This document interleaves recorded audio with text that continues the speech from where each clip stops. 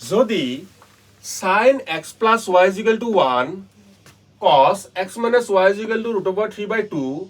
আৰু x greater than 0 মানে 0 less than is equal to x plus y less than is equal to 90 degree তেন্তে x আৰু y ৰ মান কিমান হ'ব হেতু আমাক উলিয়াবলৈ দিছে মানে এটা সব আমাক কি দিয়া আছে আমাক দিয়া আছে cos x plus y দিয়া আছে আৰু sin x plus y দিয়া আছে আৰু cos x minus y দিয়া আছে মানে ইয়াৰ পৰা আমাৰ x আৰু y মান ওলাব লাগে কন্ডিশন কি দিয়া আছে কন্ডিশনটো দিয়া আছে যে x টো 0 তকৈ ডাঙৰ হ'ব লাগিব আৰু x plus y কি হ'ব লাগিব x plus y 0 আৰু 90 ৰ ভিতৰত থাকিব লাগিব মানে ইয়াৰ পৰা আমি কি ল'ব লাগিব x আৰু y মান ওলাব লাগিব সব আমাক কি দিছে আমাক দিছে sin x plus y is equal to 1 হয়নে এটা সব 1 মানে কি মই sin যেহেতু লেফট হ্যান্ড সাইডে মোক কি আছে sin আছে হয়নে রাইট হ্যান্ড সাইডে তো মই কি বনাব চেষ্টা কৰিব লাগিব sin বনাব চেষ্টা কৰিব লাগিব হয়নে আমি সকলোৱে জানো 1 মানে কিমান 1 মানে sin কিমান sin 90 ডিগ্ৰী হয়নে কিমান লিখিম মই sin x plus y is equal to 1 ৰ জায়গাত মই কি লিখিম 1 ৰ জায়গাত মই লিখিম sin 90 degree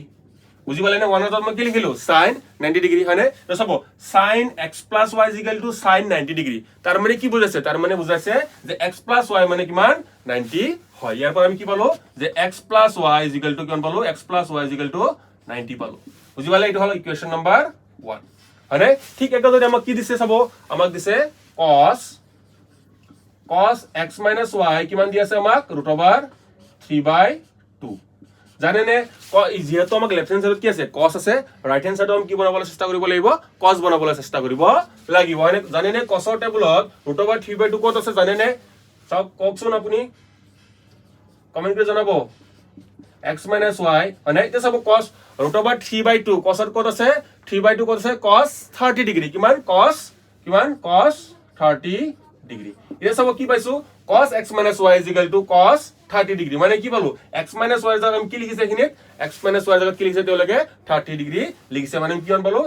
x minus y is equal to 30 degree তো আমাৰ ইকুয়েশন নাম্বার 2 বুজি পালে যে আমি এটা কি পালো x plus y is equal to 90 আৰু এটা কি পালো x minus y is equal to কিমান পালো আমি 30 পালো মানে এতিয়া যদি মই 1 plus এটা ইকুয়েশন 1 আৰু ইকুয়েশন 2 যদি মই প্লাস কৰি দিও 1 plus 2 মই কি কৰিছো 1 plus 2 যেটা মই 1 plus 2 কৰিম তে সব x plus x কিমান হৈ যাব 2x হয়নে y minus y হৈ যাব হয়নে কিয় কাৰণ y plus minus y কৰিলে কিমান হ'ব আমাৰ এটো কি হৈ যাব আমাৰ ক্যান্সেল মানে y টো কি হৈ যাব আমাৰ ক্যান্সেল হৈ যাব আৰু কি থাকিব 90 plus 30 কৰিলে কিমান হ'ব আমাৰ 120 ডিগ্ৰী হ'ব হয়নে ইয়াৰ পৰা আমি কিমান পালো ইয়াৰ পৰা আমি পালো x কিমান পালো 60 ডিগ্ৰী পালো হয়নে x কিমান পালো 60 ডিগ্ৰী পালো হয়নে দুটা বস্তু যাম 120 হলে এটা বস্তু দাম কিমান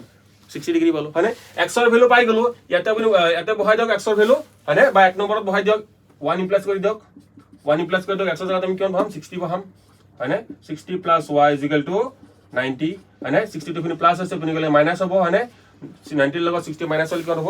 y is equal to আমি কিমান পালো y is equal to 30 মানে আমি কিমান পালো আমি পালো যে x is equal to 60 degree আৰু y is equal to কিমান পালো y is equal to 30 degree হয়নে মানে আমাৰ শুদ্ধটো কোনটো হল আমাৰ শুদ্ধটো হল অপচন সি 60 ডিগ্ৰী আৰু 30 ডিগ্ৰী মানে ঠিক একেদৰে আপোনালোকৰ বাবে এটা কোৱেশ্চন থাকিব ঠিক একেদৰে আপোনালোকৰ বাবে এটা কোৱেশ্চন থাকিব যদি sin x plus সপোজ কি আছে sin x plus y কিমান আছে 1/2 আছে sin x plus y 1/2 আছে আৰু cos x minus y কিমান আছে cos x minus y কিমান আছে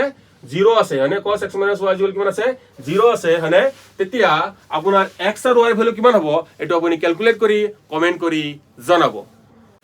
triangle ABC angle A is equal to 90 degree AB is equal to 30 cm BC is equal to 5 cm আৰু AD perpendicular to BC হলে AD ৰ মান কিমান হিটো আমাক ওলাব দিছে মানে আমাক কি দিয়া আছে যে angle A কিমান দিয়া আছে এটো angle A কিমান দিয়া আছে আমাক 90 ডিগ্ৰী দিয়া আছে হয়নে আৰু কি দিয়া আছে AB is equal to কিমান দিয়া আছে AB is equal to 3 cm দিয়া আছে হয়নে আৰু কি দিয়া আছে BC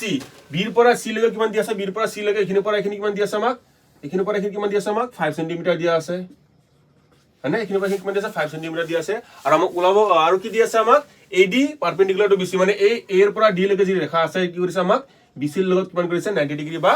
কি কৰিছে পাৰপেন্ডিকুলাৰ কোণ কৰিছে হয়নে আমাক ওলাব কি লাগে আমাক ওলাব লাগে AD হয়নে কি ওলাব দিছে আমাক AD হয়নে এইখিনি লেংথটো আমাক ওলাব দিছে হয়নে এতিয়া চাব আমি জানো হয়নে পাইথাগোৰাছৰ থিওৰেম মতে যদি কৰো হয়নে যদি কি হয় বেস 3 হয় আৰু হাইপোটেনাস 5 হয় তেতিয়া পারপেন্ডিকুলারটো কিমান হ'ব 4 হ'ব হয়নে এটা আপুনি ক্যালকুলেট কৰি চাব পাইথাগোৰাছৰ ফৰ্মুলা মতে কি আছিল পাইথাগোৰাছৰ ফৰ্মুলাটো কি আছিল যে হাইপোটেনাস স্কয়াৰ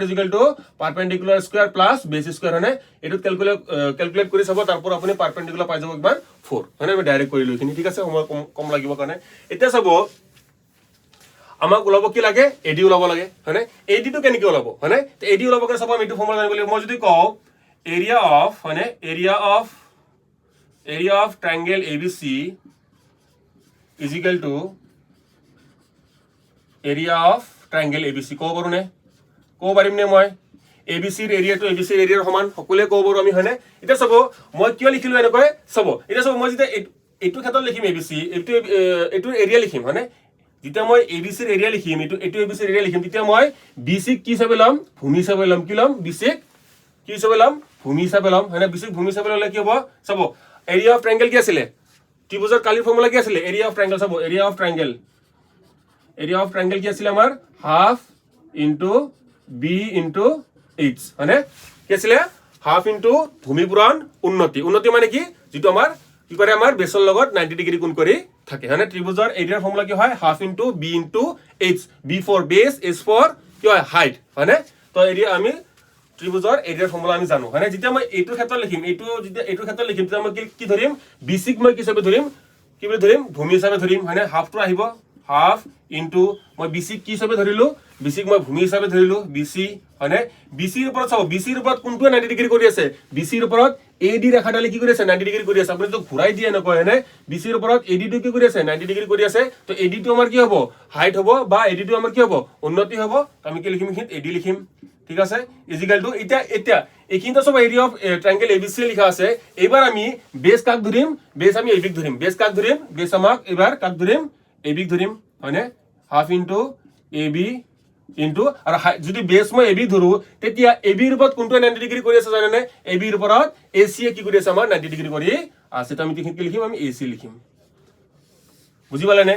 কি কৰিলো মই এখিনিত যে এইটো এৰিয়া অফ ট্ৰায়াঙ্গেল এবিসি লিখোতে মই বিসিক কি ধৰিলো ভূমি বিসিক ভূমি ধৰাৰ লগে লগে মোৰ কি হৈ গল এডি টো কি হয় আমাৰ হাইট হৈ গল ঠিক তেনেদৰে নেক্সট যেতিয়া মই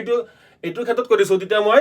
এবিক কি বুলি ধৰিছো এবিক মই বেস বুলি ধৰিছো এবিক বেস বুলি ধৰাৰ লগে লগে আমাৰ এবিৰ ওপৰত কোনটো 90 ডিগ্ৰী কৰিছে এবিৰ ওপৰত কোনটো পাৰপেন্ডিকুলাৰ হৈ আছে এসি টো পাৰপেন্ডিকুলাৰ হৈ আছে তো আমি ইয়াৰ হাইট হিচাপে কি লিখিলো আমি এসি লিখিলো মানে দুটা কিন্তু ওপৰত একেই আছিল কিন্তু আমি বেলেগ বেলেগ কি আমি ইউজ কৰিলো সাইড ইউজ কৰিলো ঠিক আছে এতিয়া চাব ভ্যালুবোৰ বহাই দিয়ক হাফ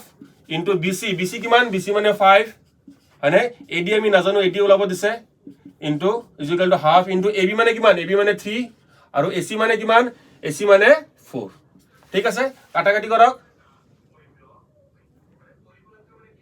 কাটাকাটি কৰিলে কিমান হ'ব চাব এপিনি হাফ কি কৰিলো মই কেনসেল কৰিলো হয়নে এপি